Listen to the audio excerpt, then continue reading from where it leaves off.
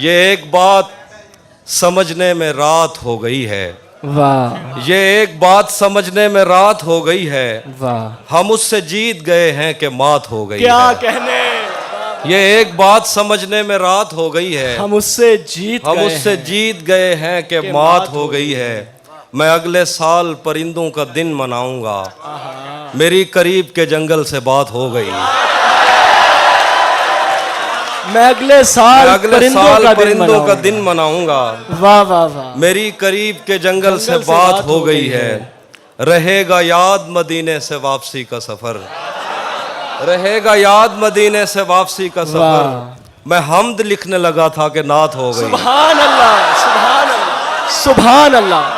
रहेगा याद मदीने से वापसी का सफर। मैं हमद लिखने लिखने लगा था कि नात हो गई है।